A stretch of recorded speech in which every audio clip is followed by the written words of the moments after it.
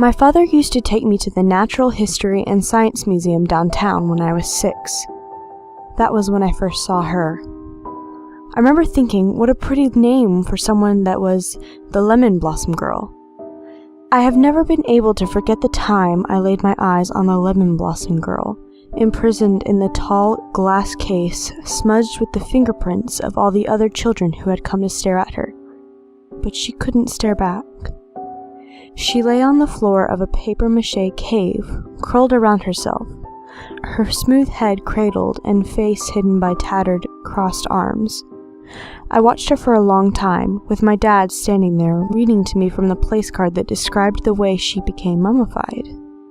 Although I wasn't able to put it to words at my age, I must have been asking myself why anyone would name her the Lemon Blossom Girl. This was a name for someone who skipped in fields of flowers in spring, laughing and playing, not this awful, trapped, parchment-skinned thing. The word I would have wanted at the time was irony. I had the first nightmare a few days after our visit. I was there in my bed, in the dark, when my eyes opened, somehow outside of my control. I couldn't move anything except my eyes, but I couldn't shut them. I knew with the knowledge one is given only in dreams that she was here, in our house somewhere. The Lemon Blossom Girl. She was no longer laying in her misshapen side in the museum behind glass, or perhaps that's how she was in the house, in that same position, curled up beneath the kitchen sink.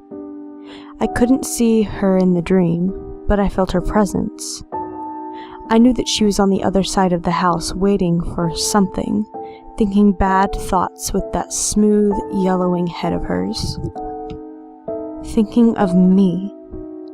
I woke up screaming. My mother came running in and comforted me, and my father must have been scolded for taking me to that part of the museum full of old, dead things. I had the same nightmare several times in the weeks to follow, but like all things, it eventually stopped, and I was free to worry about whatever it was that 6-year-olds worry about. When I was 12, my family moved to the East Coast, to Boston. My father had been transferred to a new position and given a raise, and since my mother wasn't working at the time, moving was the sensible thing to do. I said a few awkward goodbyes to my friends. At that age, it doesn't really dawn on you that you won't be seeing them the next summer, and chances are you won't see them ever again. But I made new friends easily enough. The grade school I went to in Boston was much more reputable than my old school, but I didn't really notice, other than how we took a lot more field trips. Field trips were never about learning. They were about leaving the classroom and being able to talk to your friends in an environment where your teacher didn't notice as easily. That's exactly what happened when Miss Hafner took us to the Harvard Museum of Natural History. I paid absolutely no attention to the droning tour guide, and continued to pay none until I heard the phrase I hadn't heard in for what a girl of 12 was an eternity. The Lemon Blossom Girl. My stomach sank. That name, that sickly sweet name that belonged to that monstrous thing. I snapped to attention and realized that the guide was talking about mummies now. As the class approached the human history room, my eyes started darting among the cases. She was here. It was here. Somewhere. I glanced at the other mummies with their long and awkward Egyptian names, ending in Amun, Hotep, Tiri. They sounded exotic, impressive, and regal. The sarcophagi were gold, with bright, expressive faces painted in blue and black on a heavy lid. These did not bother me, nor did the x-rays of what they looked like beneath the bandages. Their eyes were closed, their arms crossed over their chest. At rest. These kings were at peace. Not like the Lemon Blossom Girl, whose glass I now stood in front of. She was no longer on the floor of that papier-mâché cave, now laying starkly upon a gallery-white platform. Somehow I saw more this time than I did, or remembered I did, when I was 6. The room was brighter, and I was taller. almost tall enough to peer between her crossed, gnarled limbs and see dead eyes. How weird, I thought, that I would move to Boston only to see her again. Was there more than one? No, they must have moved her as a part of some program. I learned more about her that day listening to the guide. She was named for the area the archaeologists found her in. That it used to be a bog somewhere in South America, and that her odd, contorted position probably resulted from the same way she died, struggling as she drowned. A diagram on the wall showed she had been x-rayed in the 1960s, and how scientists discovered an almost fully developed infant still inside of her. She had died pregnant. This added a new dimension to my nightmares, which returned that night. I awoke back in my old room, as I had so long ago, in the dark, paralyzed, knowing that she was in our house somewhere. But now I knew she wasn't curled up in a ball. She was walking, shambling slowly, carrying an infant in her arms, its skin a cross between leather and paper stretched tightly across blackened bones. She was in that dark house, in my mind somewhere. The nightmare ended, and I sat upright in my bed, throwing and kicking my arms and legs to make sure I could indeed move them. I didn't cry for my parents. I must have decided I was too old for that, but I didn't sleep for the rest of the night. Again, the nightmares subsided after a few dreadful weeks, but not before I failed a morning exam or two for lack of sleep. School came to an end in Boston. Junior high was a blur, with high school even more unremarkable. I was an average student. I sent applications to several large colleges in the area, only to receive letters of condolence in return. On a whim, I sent an application to Maple Grove University, a small school in West Virginia, just to see what would happen. Lo and behold, they accepted me and even offered me a partial scholarship. I'm not sure why I decided on West Virginia, but I did. I suppose I wanted to be out of my parents' house, on my own, taking full responsibility for myself. I didn't think the scholarship hurt either. Freshman year, my parents helped me move my things into Polson Hall, one of the 2 undergraduate dorms, and said a tearful goodbye. But I was free now. I felt like an adult. Friends were harder to come by in college for some reason. Maybe it had to do with me being a child of 2 coasts, and West Virginia being close to neither. The first several months I spent largely alone. Our Communications 15 study group broke early one Saturday night at about 5:30, and I suppose I didn't feel much like heading back to my dorm room and dealing with my sweet mate and her boyfriend's filthy socks. So I wandered a little, near my dorm on a hill, where a few buildings administrative and such. There was something called the Harold Ferris Culture Center, a great ugly green building with a modern art globe in front. It was next to my dorm. I thought it might have general information about the area, the town, and maybe somewhere I could go on a Saturday night. When I got there, I discovered the information booth only had pamphlets about cultural studies and outreach programs. That and a little old lady. She said the center closed at 6, but since I was the only one here, I could stay for a little while after and look at the exhibits. Something about that word always bothered me. An exhibit was something on display for others to stare at, to watch. The plural of the word was worse, as it implied a cold room with dim lighting cast on ancient, quiet things. The exhibits. She pointed me at the room, but it wasn't until I was in the archway that I realized what I was looking at.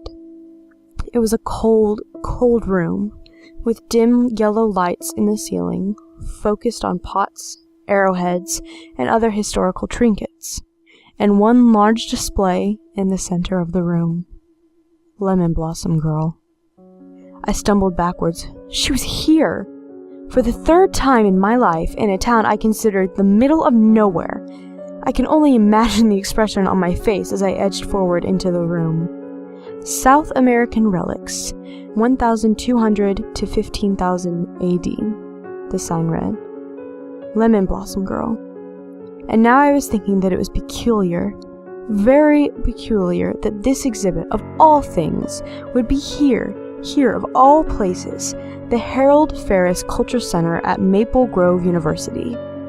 I felt as though I were 6 again, seeing her for the first time. She looked smaller than I remembered, but somehow that made her more pitiful, more terrifying than before, more like the desiccated, curling thing she guarded in her womb.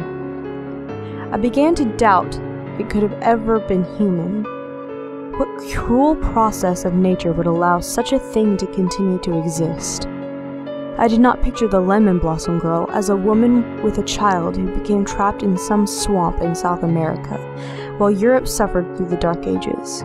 She had always been like this, somewhere or another, dried and dead, and paling under electric lamps since the beginning of time, carrying a smaller mockery of herself inside her, twisted and splitting and curling in her own womb of glass. No, this thing could have never been a human. She was Lemon Blossom Girl, forever, staring with empty sockets through crossed arms and legs, trapped in a place where children can watch her, but she could not watch back. There was a square, dimly lit button on her display case, and beneath it, a grid of holes indicating a loudspeaker within the base. The button stated in loud block letters, "Start," though I knew that when I pressed it, it was going to blare a dull, scratchy narration explaining mummification. My heart dropped as I backed away from the case. There was something very, very wrong about having a "start" button near that thing. All I could think was, start moving, start breathing, start scratching at the glass. "Time to close up," an old voice called from the front desk, and I uttered a startled noise halfway between the letter U and a gasp.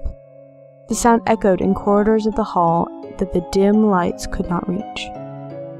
That night, I wasn't in my dorm room. I was at home, in my old bedroom. My eyes were open, but I couldn't move. But it was different this time. This time, I didn't know if she was in the house with me. I didn't know until I heard her sound like splintered wood sliding against burlap and wet paper.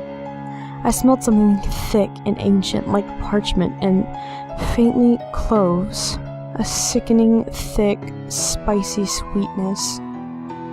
She was here, in the dark. I watched, unable to even shiver, perhaps held in place by the same abominable forces that would allow a corpse to be preserved, to stay whole, to persist for 800 years. And now from the back doorway, the Lemon Blossom Girl shuffled in, her thin, reedy breath amplified by the dead quiet of the night.